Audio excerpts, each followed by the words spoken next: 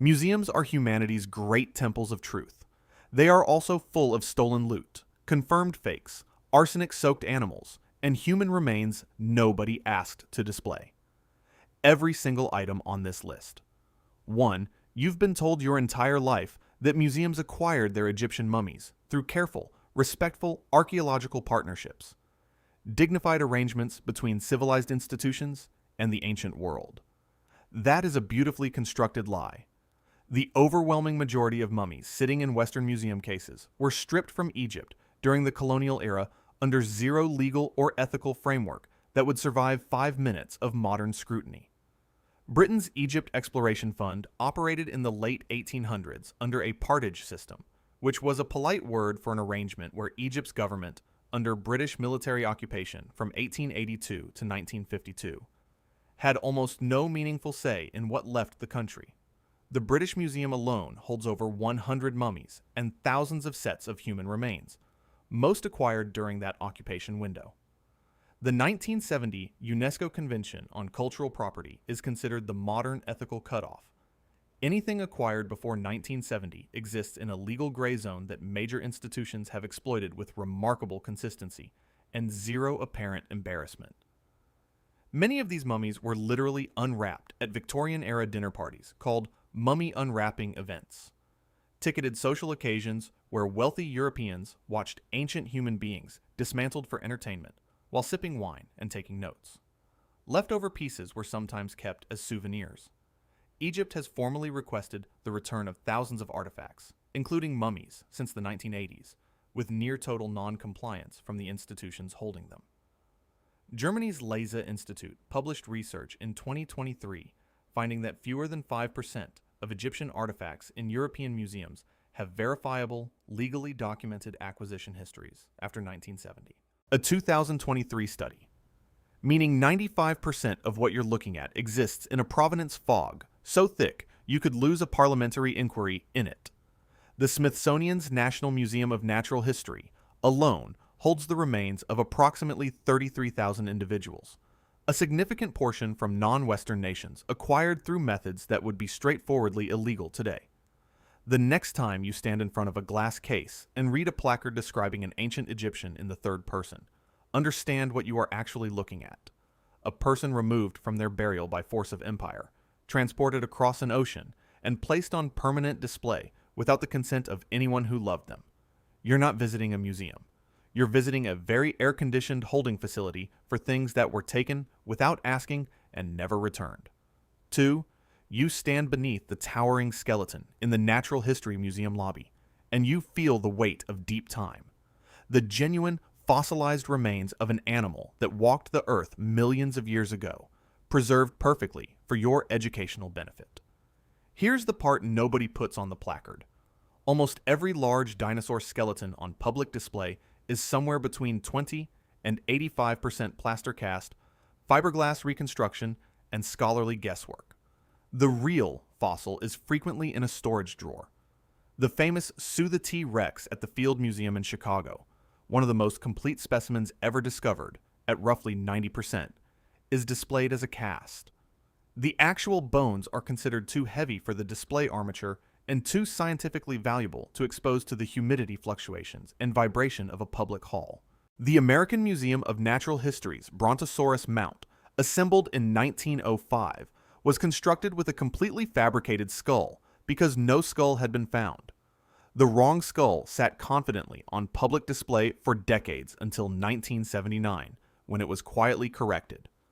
Fossil preparators, the specialists who clean and restore specimens, routinely fill missing sections with plaster, sculpted resin, or casts from entirely different specimens of the same species. This practice is called compositing. It is standard across the field and is almost never disclosed on the display label that's supposed to be explaining what you're looking at. The Carnegie Museum of Natural History in Pittsburgh has acknowledged that its Diplodocus mount, a design copied by museums worldwide in the early 1900s, had its tail posture completely wrong for nearly 80 years, dragging it along the ground before being corrected in the 1990s. Some of the skeletons you've photographed are composites of multiple individual animals, bones from different specimens, different ages, different geographic locations. assembled into one visually complete creature that never actually existed in the arrangement you're admiring. Pigmentation, skin texture, feathers, and all soft tissue are invented based on inference from living relatives, meaning the colorful dinosaur reconstructions in museum dioramas are essentially scientific fan fiction produced by people with geology degrees and strong opinions. The first Hadrosaurus skeleton ever mounted for public display at Philadelphia's Academy of Natural Sciences in 1868 was assembled using a kangaroo as an anatomical reference for posture. A kangaroo. That choice was wrong and influenced museum displays for 40 years. The most honest sign a natural history museum could post is 75% imagination, 25% ancient rock. Enjoy. 3. Everyone knows about the Hope Diamond's curse, the ancient trail of death, madness, and financial ruin that has followed this magnificent blue stone from the mines of India through the hands of doomed royalty and into the Smithsonian, where it sits today radiating bad fortune through bulletproof glass. The curse is almost entirely a sales pitch invented by a jeweler in 1911. Pierre Cartier fabricated or dramatically embellished the curse narrative specifically to drive up the price when he was selling the diamond to American socialite Evelyn Walsh McLean, who was known to enjoy owning things with dark reputations. Cartier invented stories of Turkish sultans, ruined French aristocrats, and doomed royal owners. The original source of the stone is a large blue diamond called the Tavernier blue, purchased in India around 1666 by French gem merchant Jean-Baptiste Tavernier. Tavernier is supposed to have died in poverty, mauled by wild dogs, as punishment for stealing the gem from a Hindu idol. He actually lived to age 84 and died wealthy in Russia. King Louis XIV owned the gem and later died of gangrene, at age 76, after 72 years as King of France, which is not a curse so much as a reign of extraordinary length, ending the way all lives end. Marie Antoinette owned jewelry from the same collection and was executed, as was nearly everyone in her immediate circle during the French Revolution, with or without gemstone involvement. McLean, who bought Cartier's story along with the diamond, wore it constantly, lent it to friends, and reportedly put it on her dog. She attributed several personal tragedies to it over the years, which Cartier likely anticipated when he wrote the pitch. The Smithsonian received the diamond in 1958 from jeweler Harry Winston, who mailed it to Washington in a plain brown paper package via standard registered mail for $2.44 in postage. The postal worker who delivered it later claimed a leg injury, a head injury, and a house fire, which tabloid journalists immediately attributed to the curse. The diamond's actual blue color comes from trace amounts of boron trapped in the crystal structure during formation, a geological fact with zero supernatural implications, despite what the gift shop's $18 replica keychain implies. One of the most visited objects in the world is famous because a salesman told a good story. Cartier was just a 20th century clickbait headline with better lighting. 4. Museums are famous for their pristine, climate-controlled environments. Sanctuaries where the air itself feels different, cleaner, more serious, as though the institution has filtered out anything unworthy of the collection. What the air has not filtered out is the particulate matter you are currently breathing.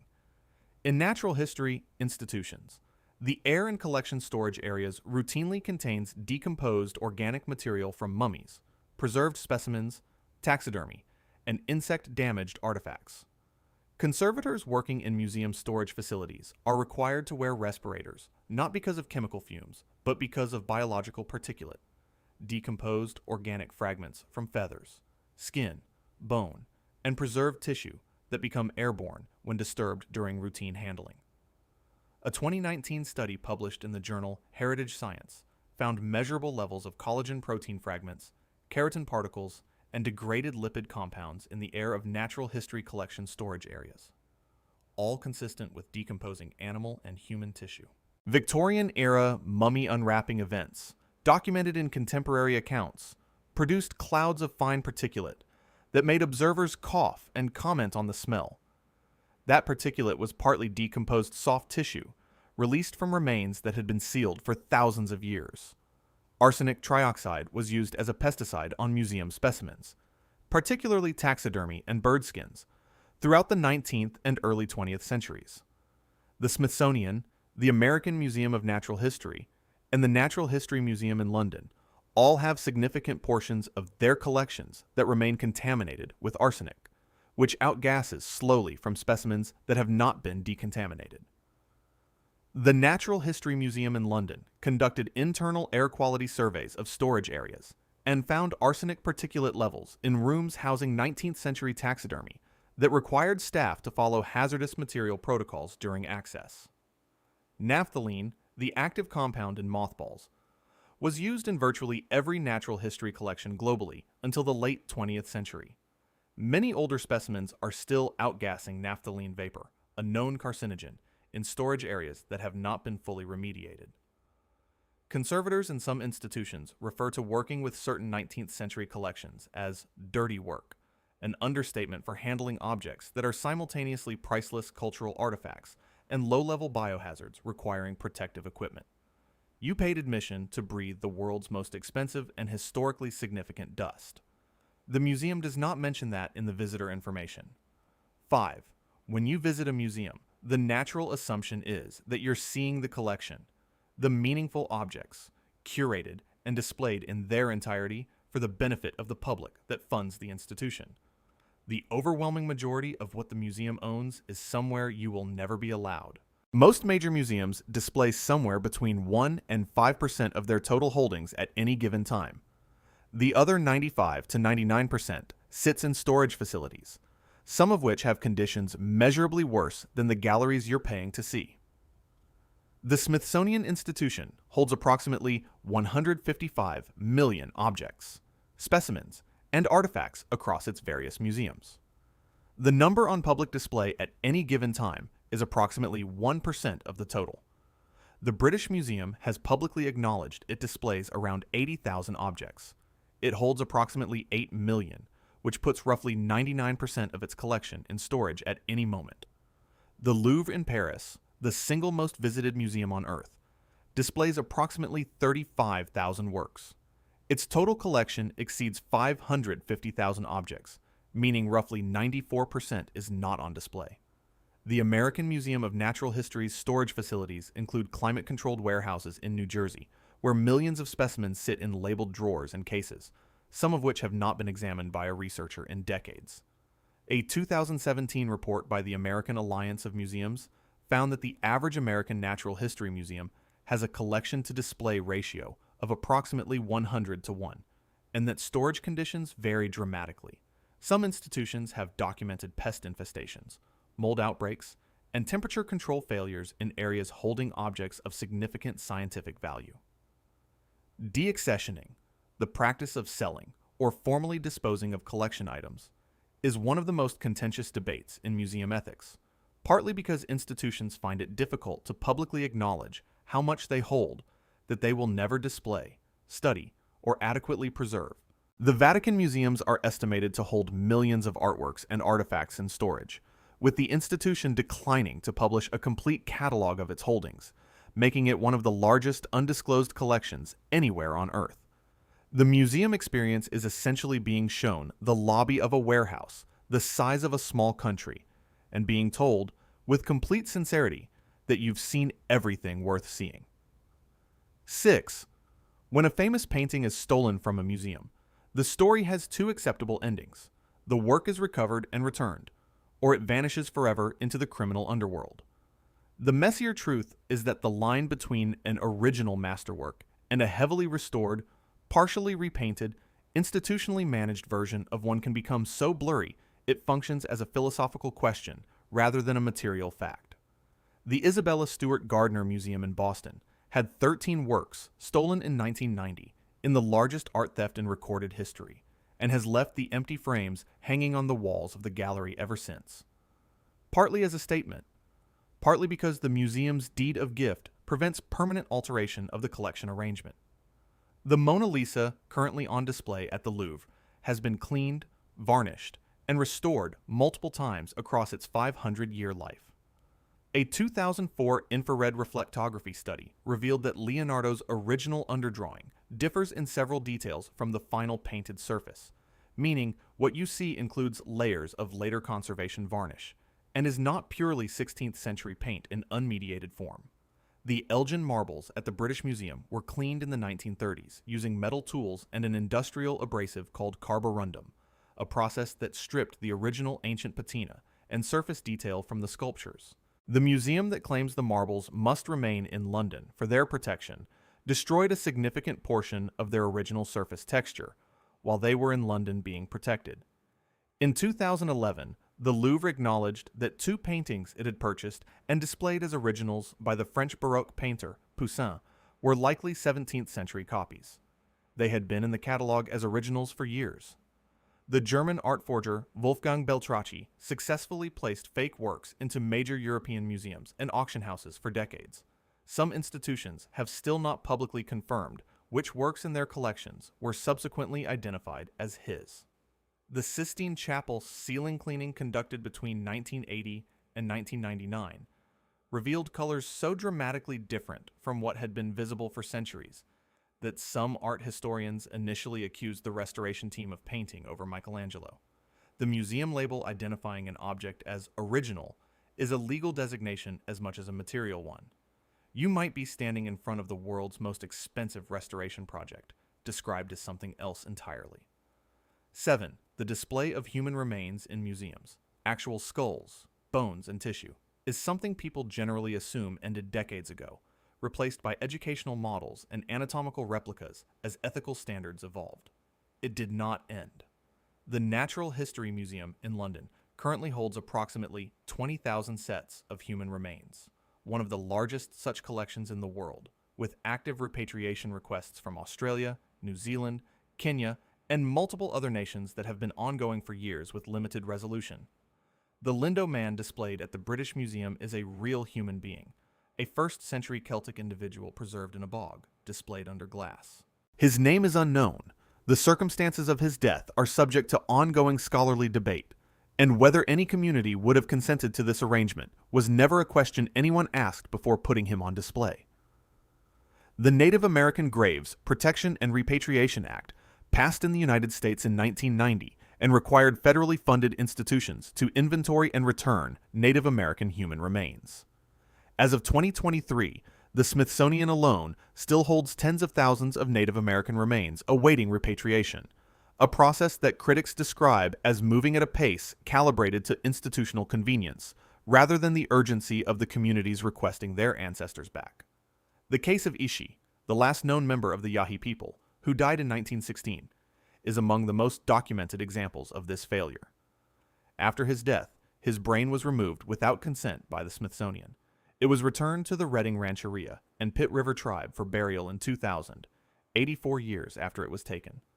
The Hunterian Museum in London displayed the skeleton of Charles Byrne, an 18th century Irishman who explicitly requested before his death that his body be buried at sea to prevent exactly this outcome.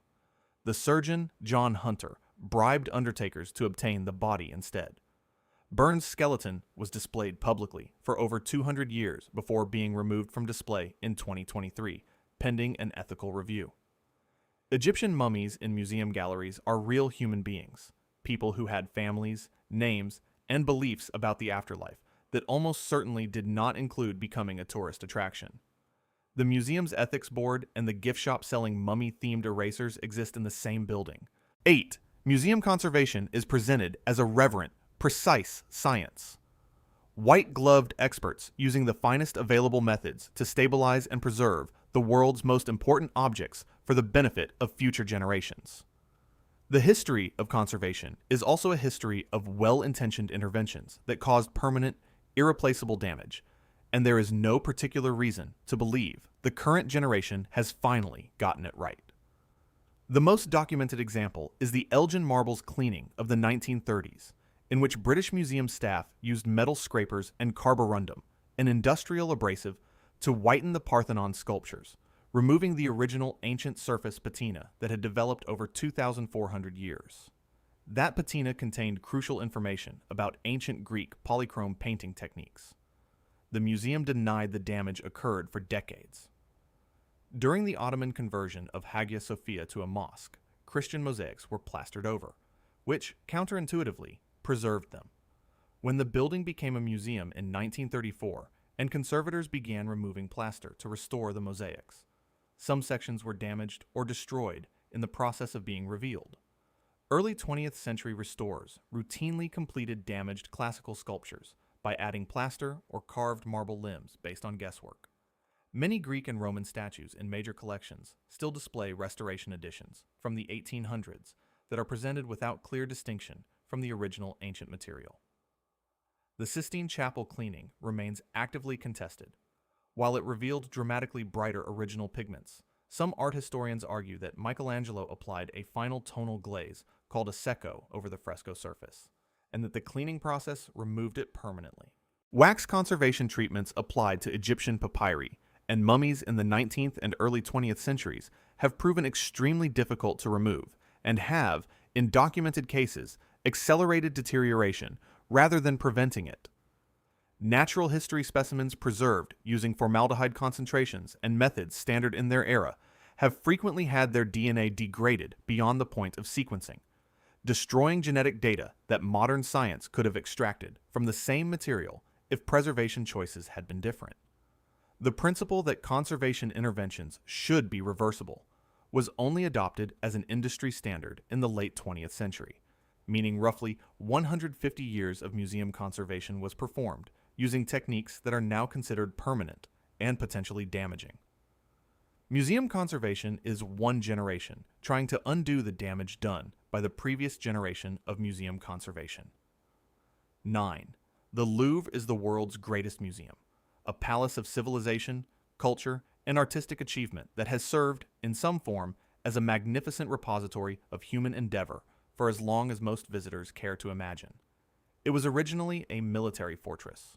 The Louvre's foundations were built as a defensive fortification in the late 12th century by King Philip II, and the original medieval moat and fortified tower are visible today in the basement archaeological crypt beneath the museum, where most visitors don't go because there's art upstairs.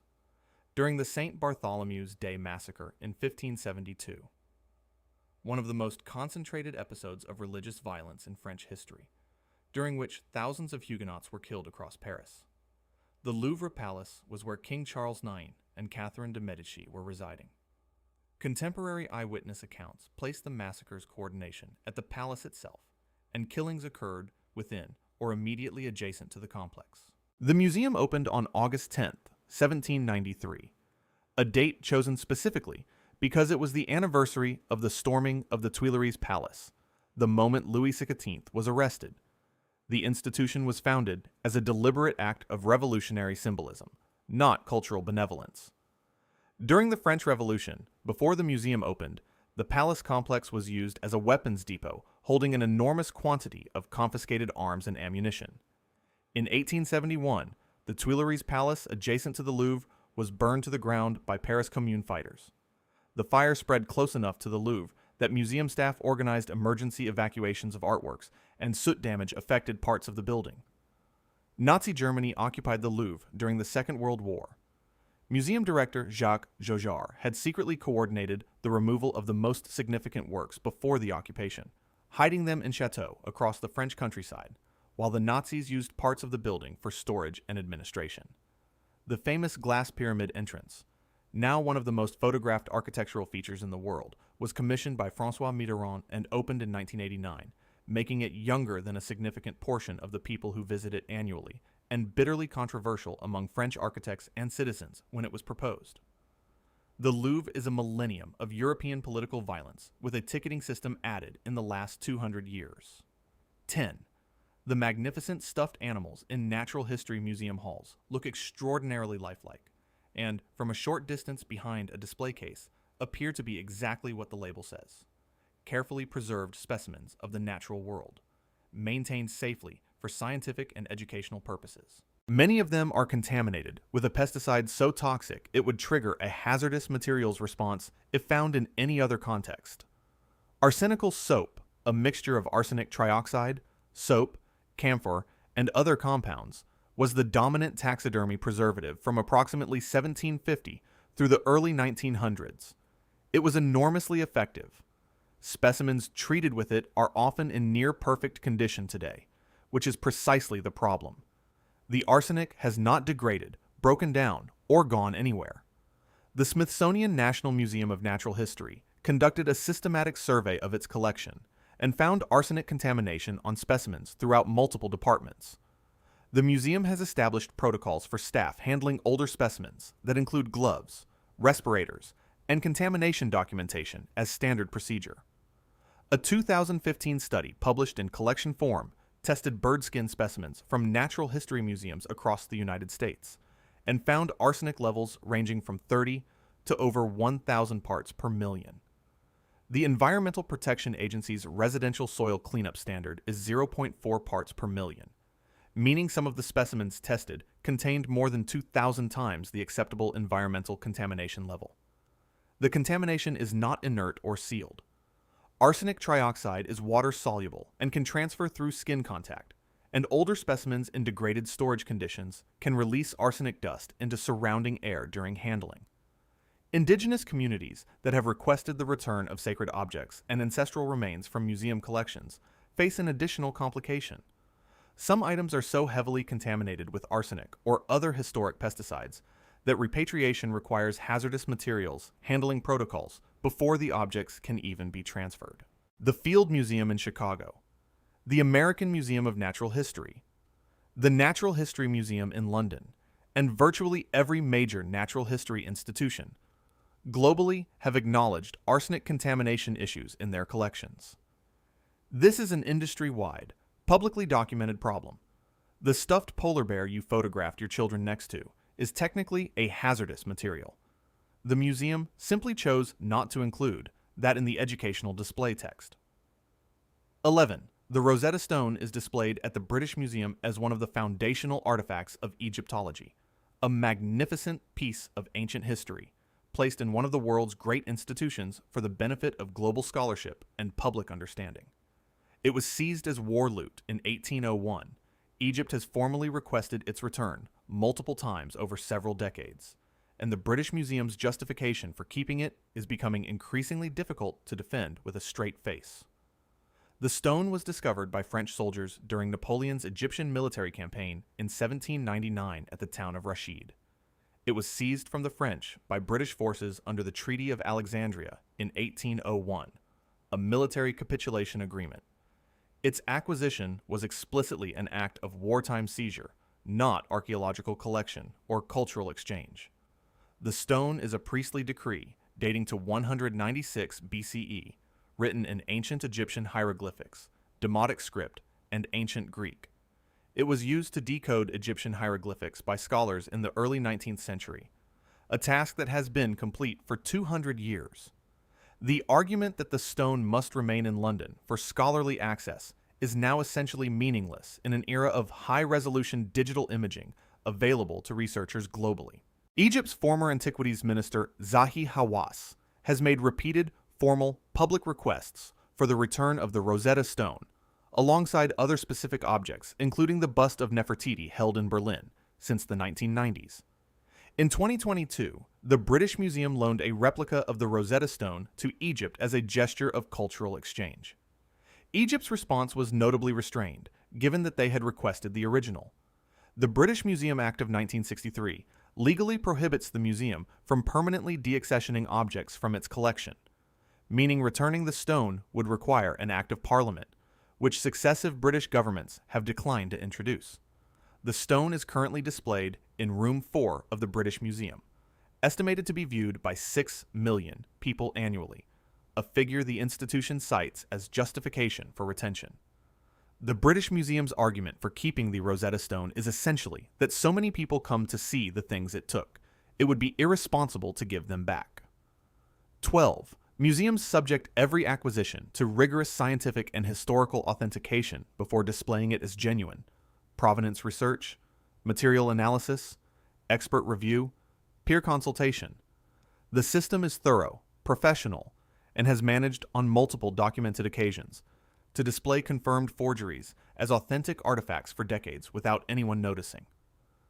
The Getty Kouros, a supposedly 6th century BCE Greek statue acquired by the J. Paul Getty Museum in 1983 for $9.5 million, was subjected to scientific testing, including electron microscopy and mass spectrometry.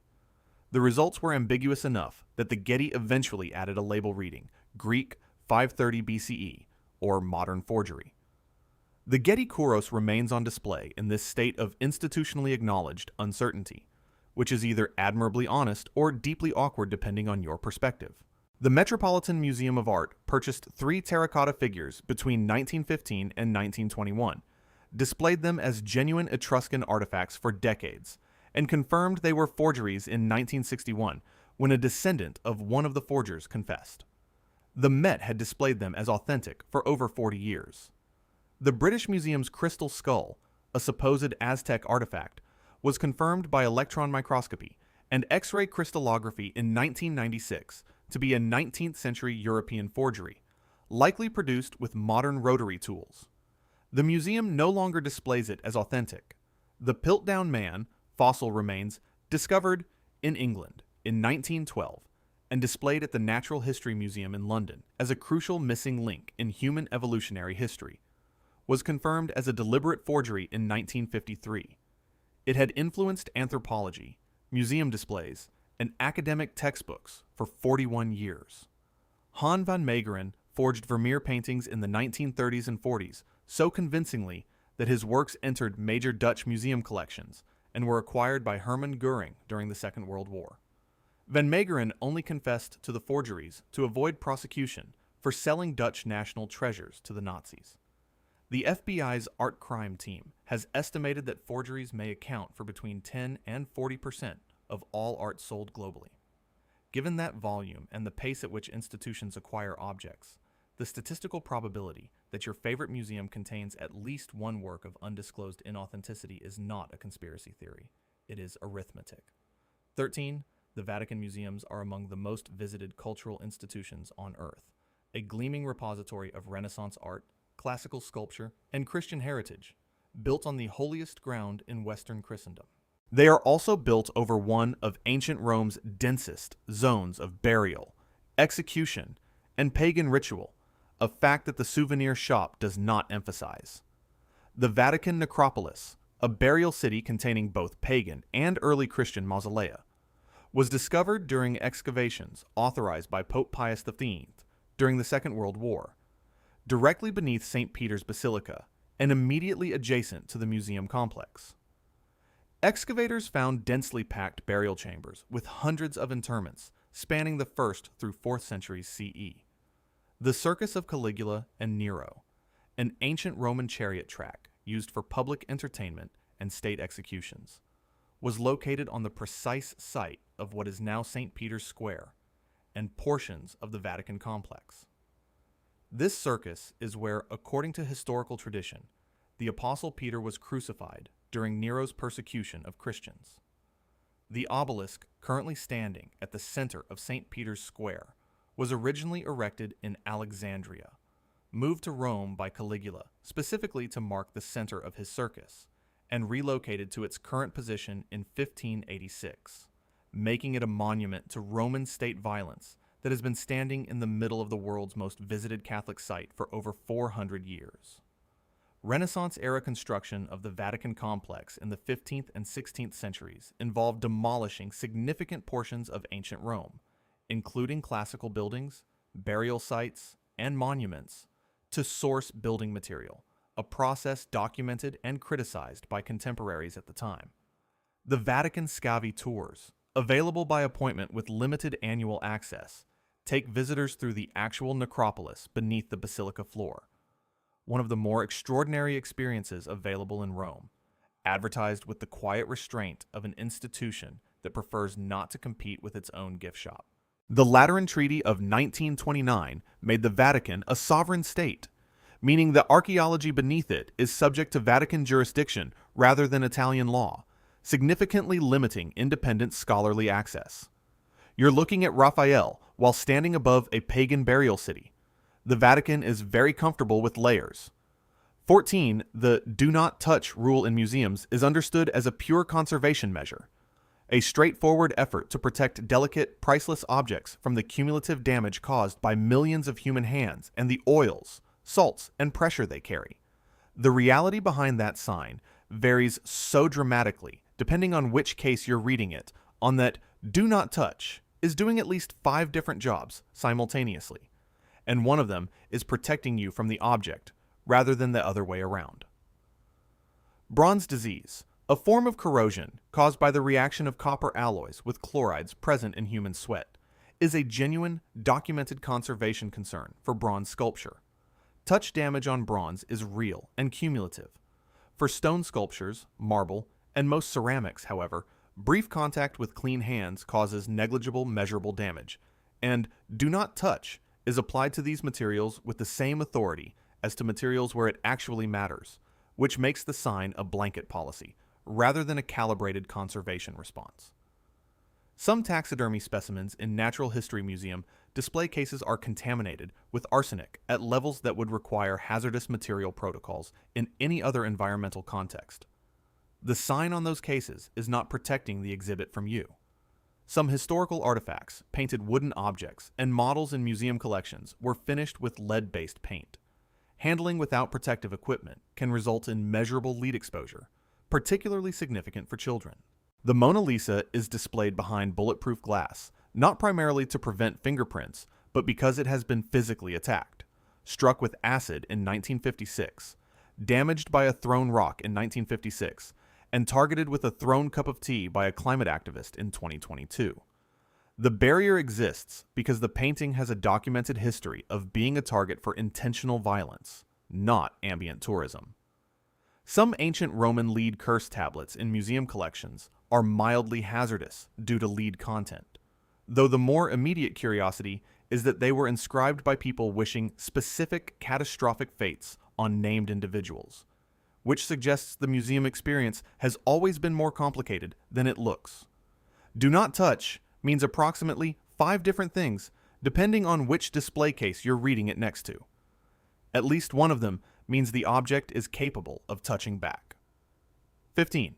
The Natural History Museum's blue whale skeleton is one of the most photographed museum objects in the world, a triumph of natural science and public education, a symbol of the institution's commitment to celebrating the living planet.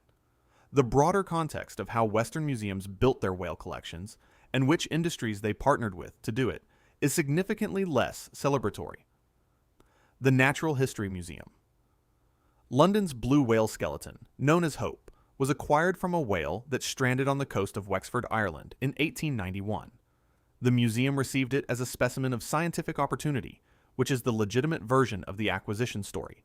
The American Museum of Natural History partnered directly with commercial whaling expeditions in the early 20th century. Naturalists from the museum joined whaling voyages not to observe or conserve, but to collect specimens from whales killed by commercial crews, giving scientific credibility and institutional association to an extractive industry operating at industrial scale. Roy Chapman Andrews, the AM&H explorer frequently cited as a partial inspiration for the Indiana Jones character, participated in whaling operations off the coast of Korea in the early 1900s, specifically to collect specimens for the museum's collection, an activity he documented in his published accounts with straightforward professional pride. Blue whales declined to approximately 1 to 3% of their pre-whaling population levels by the 1960s as a direct result of industrial hunting. The species that natural history museums display as a magnificent symbol of the living world was nearly exterminated by the same industry that supplied those museums with their specimens. The International Whaling Commission moratorium on commercial whaling only came into effect in 1986, meaning the relationship between museum science and industrial whaling continued through most of the 20th century with limited ethical scrutiny from the institutions involved. The rebranding of the NHM London's blue whale skeleton as Hope moved from the basement to the main hall in 2017 and renamed to emphasize environmental conservation is a deliberate institutional reframing of the museum's relationship with the natural world. Critics have observed that this reframing is easier to execute once the damage to the species has already been largely done. The museum hung the skeleton of an animal humans nearly wiped out and named it Hope. It is not entirely clear who that message is addressed to.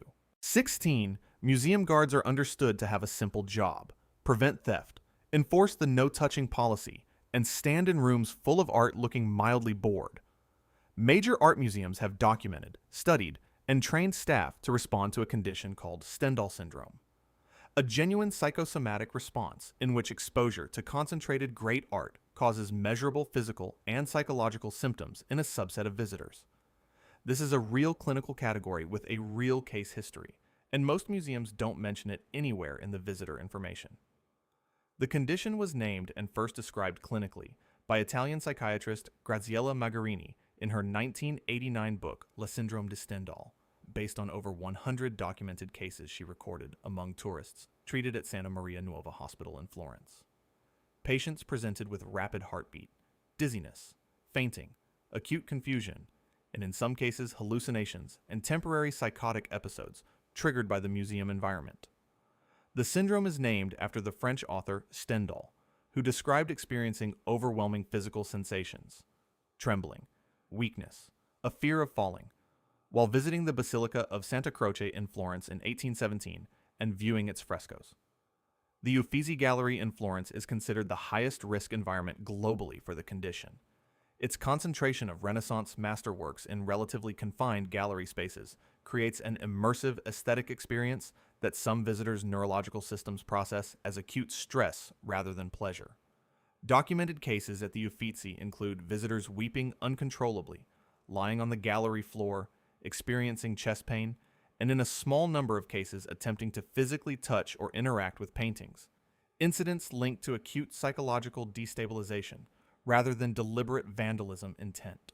The Louvre maintains a dedicated medical room staffed during peak hours, with personnel trained to distinguish psychological distress responses from standard medical emergencies. A distinction that is genuinely difficult to make quickly in a Stendhal-type presentation. Jerusalem syndrome is a closely related phenomenon. Visitors to the Old City experience psychotic breaks, delusions of divine identity, and acute mania at a consistent enough rate that Israeli psychiatric facilities near the site have developed specific intake procedures for it. The world's great art museums are beautiful enough to break people's brains, which they have documented, studied, and built staff training around, and which appears in exactly 0 lines of the standard visitor leaflet. 17. The Paris catacombs are presented as a solemn underground ossuary.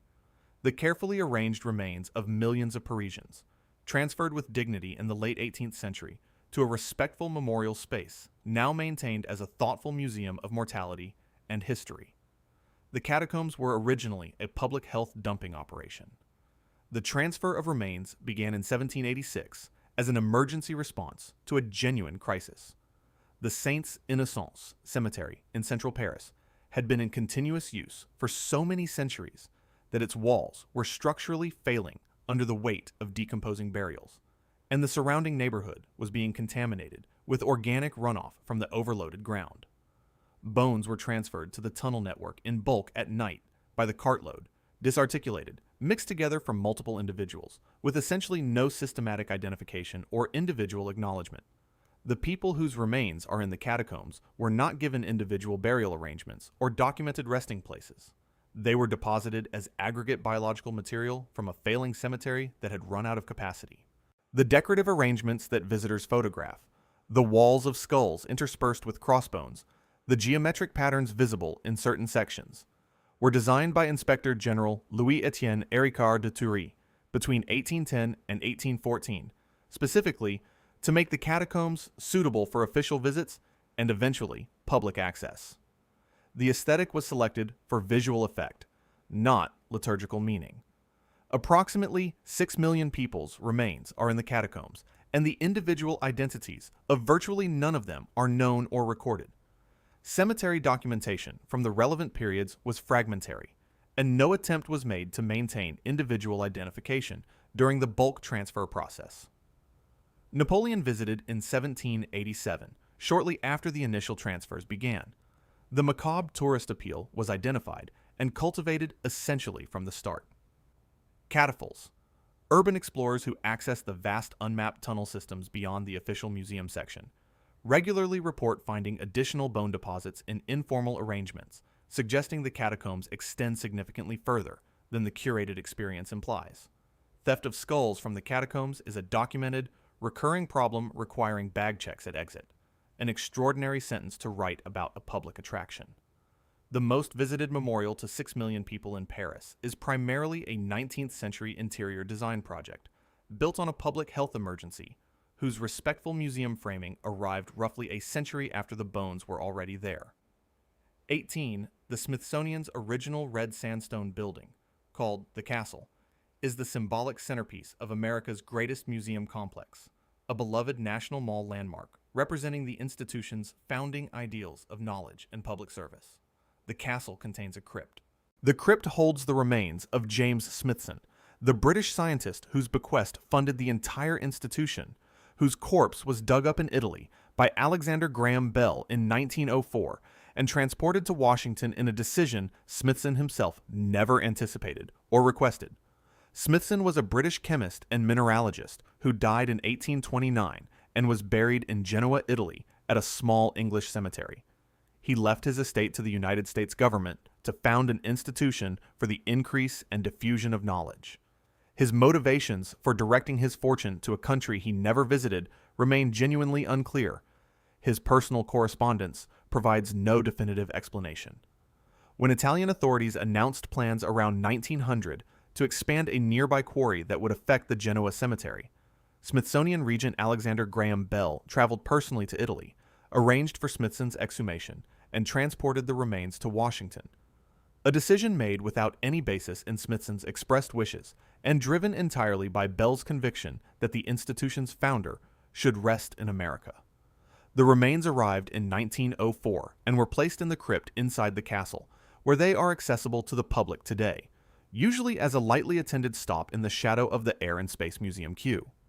Smithson's estate, approximately £100,000 sterling in 1835, equivalent in purchasing power to roughly $12 to $15 million, was delivered to the United States in 105 bags of gold sovereigns and melted into American coin at the Philadelphia Mint. The institution his money created took 11 years of congressional debate to formally establish, during which time the interest on his bequest simply accumulated in the Treasury. The Smithsonian's personal mineral collection, which Smithson considered his primary scientific legacy, was largely destroyed in a fire at the castle in 1865, 16 years after the institution opened. James Smithson funded America's greatest museum, never visited it, didn't ask to be buried there, and had his most valued work destroyed by the organization named after him. The crypt is open daily. 19 museum gift shops sell low-quality commercial souvenirs, cheap approximations of famous works bearing only superficial resemblance to the authentic originals on display, designed to move units and generate institutional revenue. In multiple documented cases, the reproduction in the gift shop is a more accurate representation of what the original object actually looked like than the heavily restored, cleaned, and altered artifact in the gallery it was modeled from. Ancient Greek and Roman sculpture was almost universally painted in vivid polychrome color. The white marble aesthetic that defines Western museum displays has shaped Western architecture for centuries and communicates classical antiquity to virtually every living person is entirely an artifact of the paint wearing off over millennia of exposure and handling. Reproductions made using ultraviolet and infrared analysis data show the originals as painted in bright reds, yellows, blues, and greens that would be visually shocking to anyone raised on the traditional presentation of ancient Greece as a world of pristine white stone. The Pergamon Museum in Berlin has created digitally enhanced reproductions of the Ishtar Gate of Babylon, incorporating known original colors based on archaeological and textual evidence. The museum display itself shows a significantly faded and color-reduced version of what the gate actually looked like in active use. Scholarly facsimiles of illuminated medieval manuscripts, produced with modern printing and hand-finishing techniques, can capture text, illustration detail, and color accuracy that the original, faded by centuries of light exposure, no longer displays in the same way. The Elgin Marbles question. Analytical chemistry work conducted since the 1990s has produced color reconstructions showing exactly which pigments were applied to the Parthenon sculptures. A brightly colored ancient world that the cleaned gray-white stones in the British Museum's gallery entirely fail to communicate to any visitor. Three-dimensional scanning now allows museum shops to sell dimensionally accurate reproductions of sculpture, capturing surface detail at sub-millimeter resolution. in some cases recording surface information from scanning sessions conducted before recent conservation work that altered the original's surface. The concept of artistic aura, the idea that originals have an irreplaceable presence that reproduction destroys, becomes philosophically complicated when what you are looking at in the gallery is itself a substantially restored, cleaned, and altered version of what the artist originally made. The $35 painted replica in the gift shop might be a more honest representation of ancient history than the object in the room that inspired it. 20. Museum security is sophisticated, comprehensive, and focused primarily on external threats, determined criminals, elaborate schemes, the occasional dramatic heist. Internal theft by employees, curators, and conservators is rare, handled swiftly and transparently, and represents a minor footnote in museum security history. In 2023, it was revealed that the British Museum had suffered years of sustained internal theft, with approximately 2,000 objects missing from its collection, including gems, gold jewelry, and glass pieces from the Greek and Roman department. The thefts, later linked to a former curator, had gone undetected or unacknowledged for years. The museum's director resigned following the revelation. The case produced an extraordinary secondary disclosure. The British Museum did not have a fully digitized, publicly accessible catalog of its entire collection, meaning objects could be removed without triggering any systematic detection mechanism. Identification relied on external reporting rather than internal audit. Former curator Peter Higgs was identified by police in connection with the thefts. Some objects from the collection were found listed for sale on eBay, meaning the detection mechanism was not institutional oversight, but a whistleblower who noticed museum objects appearing on a general retail platform. Museum insurance considerations and reputational concerns create strong institutional incentives to handle internal theft quietly. A publicized theft raises questions about collection management and security competence that directly affect donor relationships, government funding, and public trust.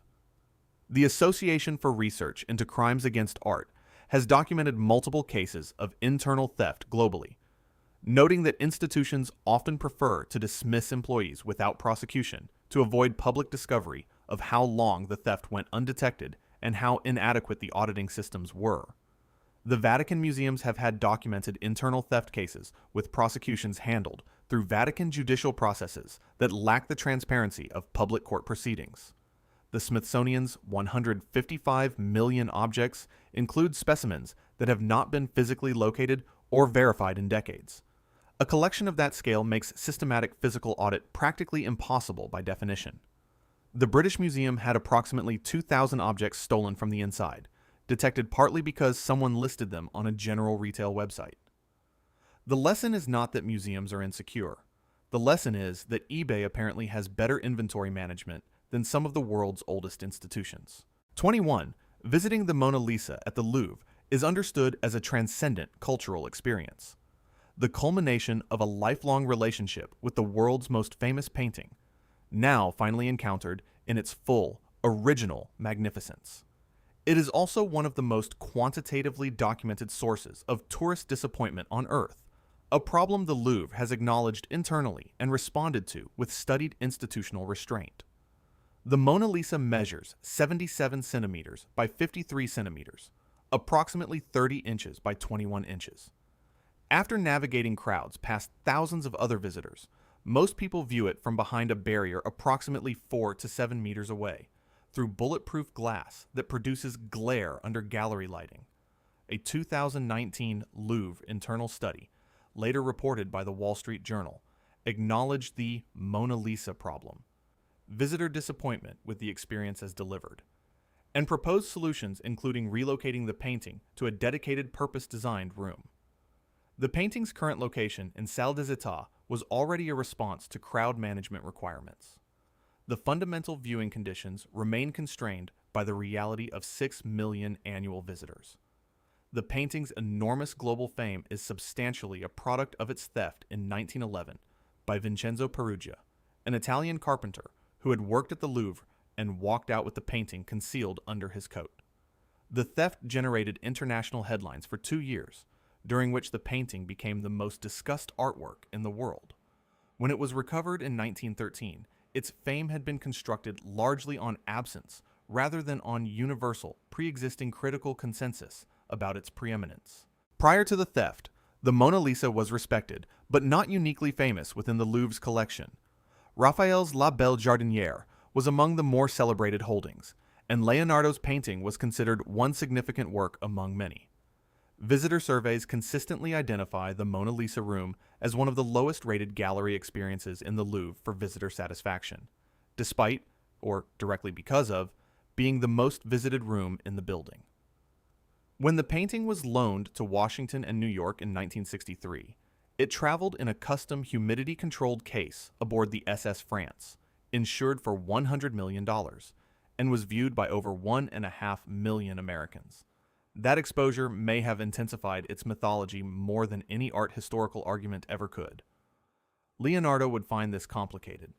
22, museum restoration is understood as a precise, respectful science that returns artworks to their original intended state, removing centuries of damage to reveal the artist's true vision, preserved for the benefit of everyone who comes after. Restoration also systematically removes wear patterns, use traces, and chemical evidence of how artworks were actually lived with, touched, and experienced, erasing historical data that cannot be recovered in pursuit of an idealized original condition that may itself be a scholarly construct. Medieval altarpieces show specific wear concentrated at the points where worshippers touched and kissed them across centuries. This accumulated human contact is embedded in the physical surface of the object as legible history.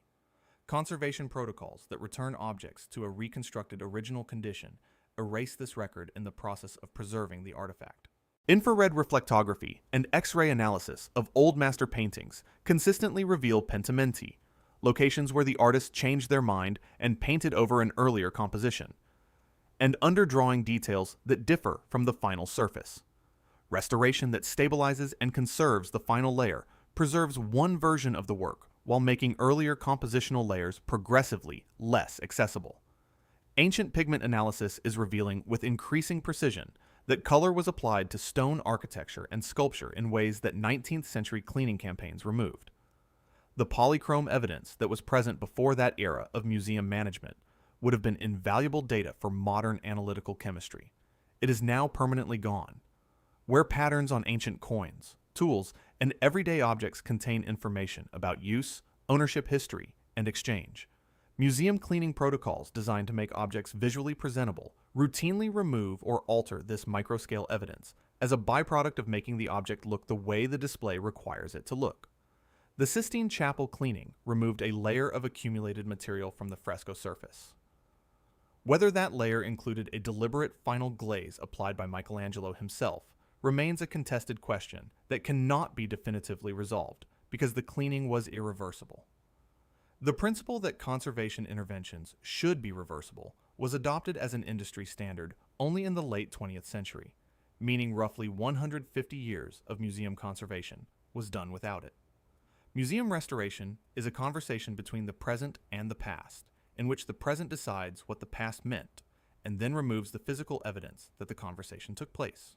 23. Egypt's Egyptian Museum in Cairo, the largest repository of ancient Egyptian artifacts in the world, home to Tutankhamun's treasures, is a model of national custodianship, the institution Egypt points to when arguing that its cultural heritage is best managed at home.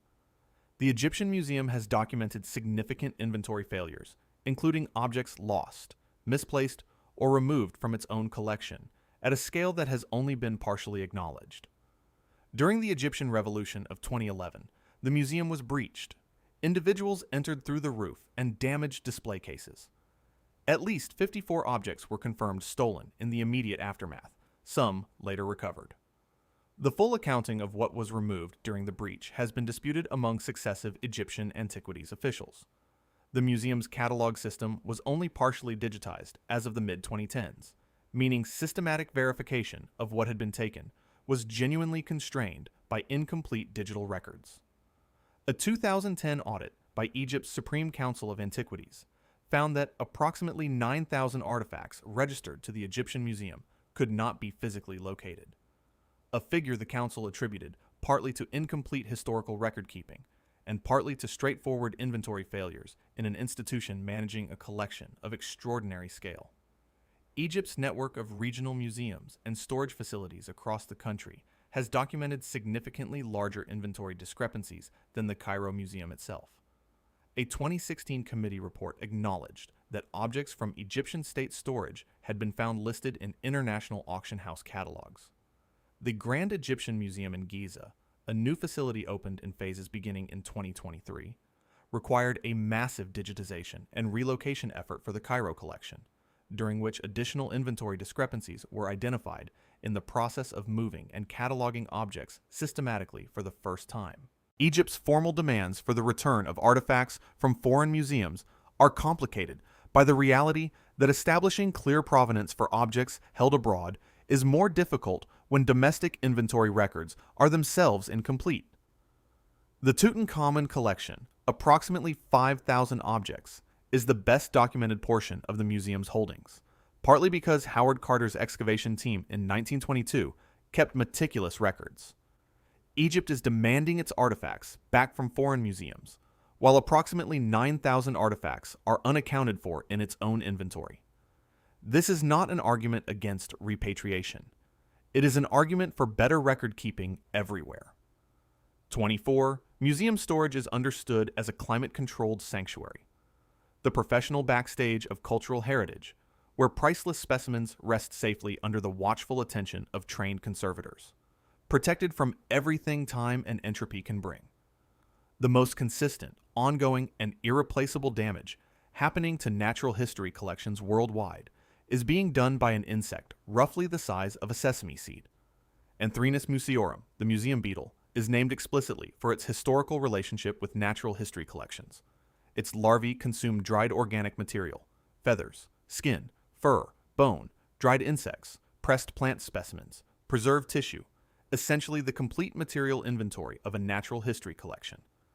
The Natural History Museum in London operates an integrated pest management program involving systematic sticky trap monitoring, mandatory freezing of all incoming specimens before they enter the collection, and regular storage area inspections. Yet, documented pest incursions continue to occur across the museum sector globally, despite best practice implementation. A 2012 pest audit at a major European natural history institution found active museum beetle infestations in approximately 15% of storage rooms inspected, with documented specimen damage in all affected areas. The 1994 Los Angeles earthquake caused significant physical damage to the Natural History Museum of Los Angeles County's storage facilities.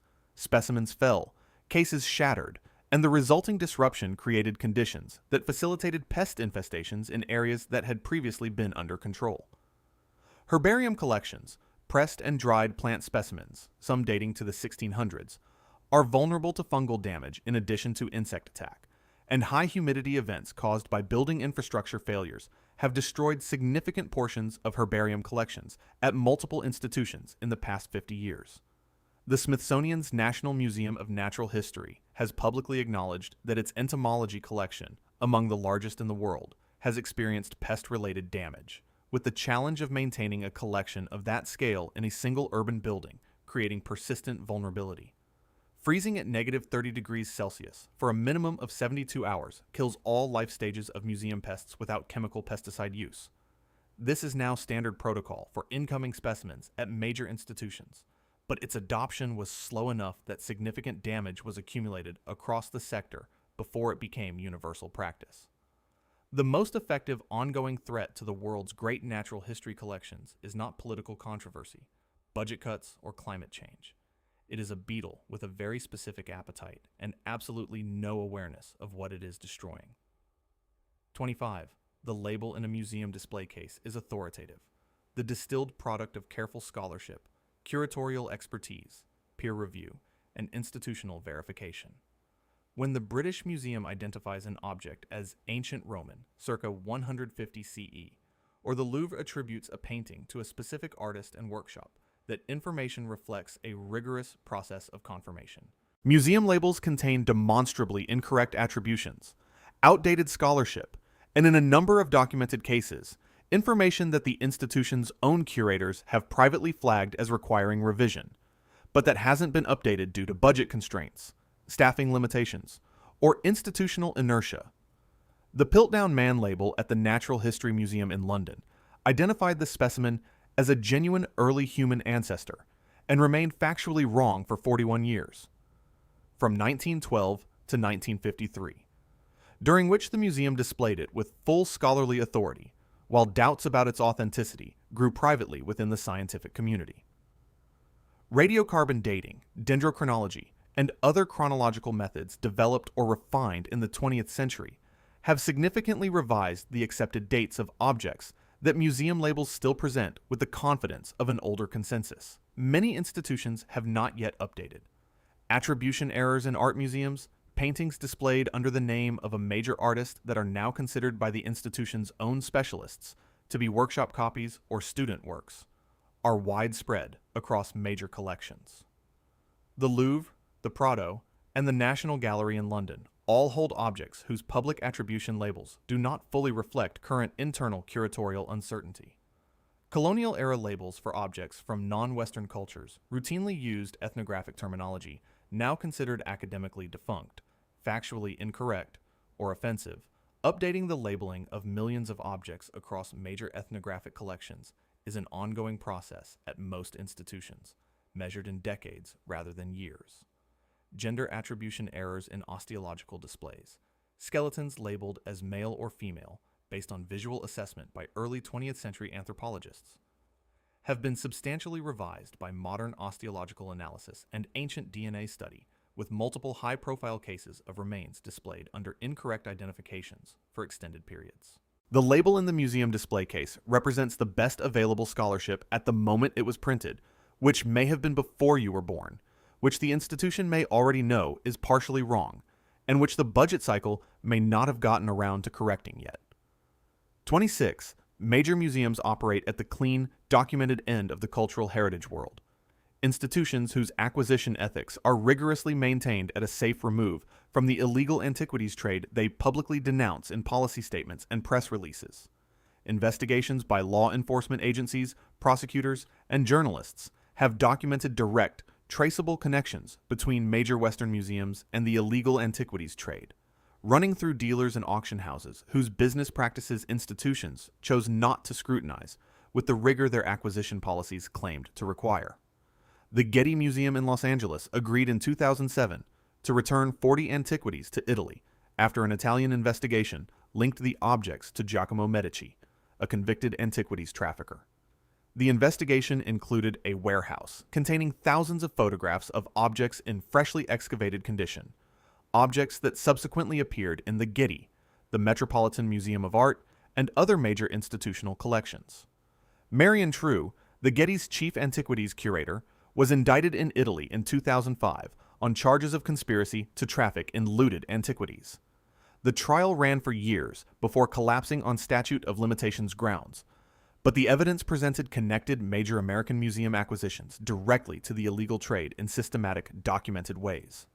The Metropolitan Museum of Art returned 21 objects to Italy in 2006, including the Euphronios crater, a 6th century BCE Greek vessel acquired in 1972 for $1 million, subsequently shown to have been illegally excavated from a tomb in Cerveteri.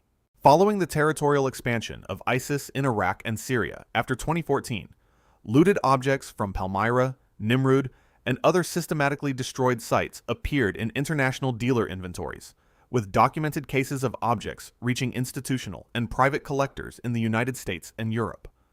The Hobby Lobby craft store chain paid $3 million in civil penalties and forfeited over 5,500 illegally imported ancient Iraqi artifacts in 2017, purchased for the Museum of the Bible in Washington, using falsified import documentation. The 1970 UNESCO cutoff is used by museums as an ethical bright line. Critics note it is self-defined, self-enforced, and that the market for pre-1970 undocumented objects creates direct incentive to forge pre-1970 provenance documentation, which has itself become an industry. The difference between looted antiquity in a dealer's warehouse and the same object in a major museum is paperwork, time, and better lighting. 27, the crown jewels in the Tower of London, are the authentic, ancient regalia of the British monarchy. priceless objects of deep historical continuity going back through the centuries, displayed as unbroken symbols of the royal tradition. The majority of what you are looking at dates to 1661, because Oliver Cromwell had the original medieval crown jewels systematically destroyed during the interregnum, melted down, sold, and dispersed. And what remains is primarily a 17th century reconstruction of a collection that no longer exists. When Charles II was restored to the throne in 1660, virtually the entire medieval regalia had been destroyed on Parliament's orders during the Commonwealth period. Items were melted for their metal value, gemstones were sold separately, and textile pieces were burned. The new set of crown jewels created for Charles II's coronation in 1661 is the material foundation of what is displayed today. Some pieces were new creations, some incorporated surviving elements from the pre-Civil War period, but the continuous ancient lineage the display implies is substantially a reconstruction rather than a survival. The coronation spoon is one of the genuine survivors. Sold during the Commonwealth period and later reacquired, it dates to the 12th century and is legitimately medieval. The Koh-i-Noor diamond, set in the Queen Mother's crown, was acquired by the British East India Company following the annexation of the Punjab in 1849 from the Maharaja Duleep Singh, who was 10 years old when he signed the relevant treaty. India, Pakistan, Afghanistan, and Iran have all made formal claims for its return. The imperial state crown, worn at the state opening of Parliament, has been substantially remade multiple times. Redesigned for Queen Victoria's coronation in 1838 and remade again for George VI in 1937, meaning the same crown displayed continuously carries different stones, different settings, and different structural elements across the centuries it is said to represent. Britain's most secure repository of ancient royal heritage is primarily a 17th century replacement collection, several components of which other nations have formally requested back. The continuity being celebrated is largely a curatorial decision, rather than a material fact.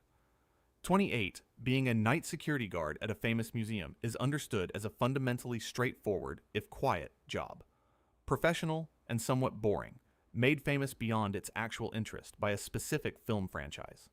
Occupational research and first-hand accounts from museum security personnel document elevated rates of anxiety responses, sleep disruption, and psychological distress associated specifically with overnight work in large, historically dense institutions, distinct from the standard effects of shift work in other contexts. Museum night security staff work in environments with extremely high ambient sound variability. Old buildings produce significant structural noise through thermal expansion and contraction, and large institutional spaces have acoustic properties that make ordinary settling sounds amplified, directional, and spatially deceptive in ways that human threat detection systems consistently misinterpret as movement requiring investigation. The presence of human remains, objects associated with historical violence and mortality, and extreme cultural significance density in institutions like the British Museum and the Smithsonian's National Museum of Natural History creates what environmental psychologists describe as associative loading, a sustained subclinical stress response generated by the known historical content of the surrounding environment during extended, isolated exposure. Multiple former night security staff at major institutions have given documented accounts to journalists and in published writing of experiencing significant anxiety responses, perceptual disturbances, and difficulty distinguishing building sounds from genuine alarm triggers during extended overnight shifts in large galleries. Occupational health surveys of cultural heritage security workers published in museum studies literature show higher than baseline rates of reported sleep disorders and anxiety symptoms compared to general security work, with night shift museum workers identifying specific environmental triggers rather than general job stress as the primary factor. The ethical discomfort of guarding human remains, particularly for staff from communities whose ancestors are represented in the collection, is documented in qualitative occupational health research as a specific and under-addressed source of psychological difficulty that institutions have been slow to address formally. The most historically and culturally dense buildings on Earth happen to be the ones where humanity has stored concentrated evidence of mortality, conflict, and loss. The psychological literature documenting the effect of this on the people who work inside them at night is real. The gift shop does not cover it. 29. The Isabella Stewart Gardner Museum. Theft of March 1990. 13 works removed in 81 minutes by 2 men dressed as police officers. Never recovered. Still officially open as a case with a $10 million reward. Is treated as an unsolved mystery with the implicit assumption that the art survives somewhere, waiting.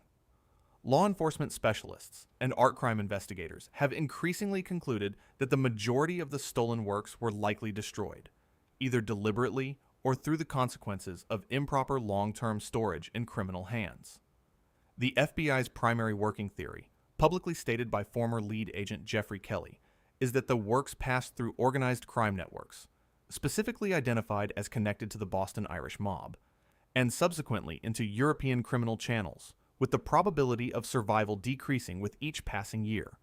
The stolen works include Vermeer's The Concert, Rembrandt's The Storm on the Sea of Galilee, a Rembrandt self-portrait, and a Manet, all painted on canvas, a medium highly vulnerable to humidity fluctuation, pest damage, and physical deterioration without professional climate-controlled storage. Improper storage over 35 years would cause significant or irreversible damage to most of these materials under any realistic criminal custody scenario. Criminal investigations across multiple jurisdictions have pursued leads suggesting the works were used as collateral in organized crime financial transactions. A documented use for stolen high-value art that prioritizes the object's utility as an untraceable financial instrument over any concern for its physical condition. No arrests have been made in the 35 years since the theft. The Gardner has permanently maintained the empty frames on the walls of the galleries where the stolen works hung, a statement and a memorial that was preserved specifically against the possibility of recovery, and that increasingly reads as a monument to probable permanent loss. The museum did not carry insurance on its collection at the time of the theft. Isabella Stewart Gardner's original bequest specified the collection could not be altered, which complicated insurance arrangements, meaning the museum collected no payout and continues to fund the reward from its own resources. The most famous unsolved art theft in history is most likely a storage failure somewhere in a criminal supply chain. The empty frames are still on the walls. 30. The great habitat dioramas in natural history museums. Those dramatic three-dimensional scenes of taxidermied animals in painted wilderness settings are masterworks of scientific illustration and naturalist art, celebrated as achievements of public education and the spirit of inquiry. Many of the human culture dioramas created alongside them in the late 19th and early 20th centuries were built explicitly within the framework of scientific racism, and several major institutions are currently engaged in a reckoning with this history that they are conducting inside the same physical buildings where the original displays were installed. The American Museum of Natural History's ethnographic halls, originally installed in the early 20th century, were created within an explicitly hierarchical framework of human cultural evolution that placed Western European civilization at the apex and depicted other cultures as representing earlier, less developed stages of a universal human progression, a framework the scientific community now identifies as scientific racism with a display budget. Franz Boas, the anthropologist who founded modern American cultural anthropology and served as a curator at the AMNH in the 1890s, argued directly against the hierarchical arrangement of cultural displays at the museum and was eventually pushed out of the institution partly as a result of this conflict. The displays he opposed continued for decades after his departure. Carl Akeley, the naturalist and taxidermist who created the AMNH's famous African Hall dioramas in the 1910s and 20s, personally hunted the gorillas he then preserved and displayed, shooting them in the Congo on collecting expeditions he documented with straightforward professional pride.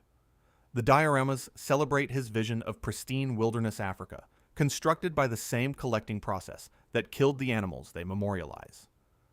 Saartjie Baartman, a Khoikhoi woman from South Africa, displayed in European freak shows in the early 1800s, had her remains placed on display at the Musée de l'Homme in Paris, where they were exhibited until 1974, and were only returned to South Africa in 2002, following Nelson Mandela's formal request.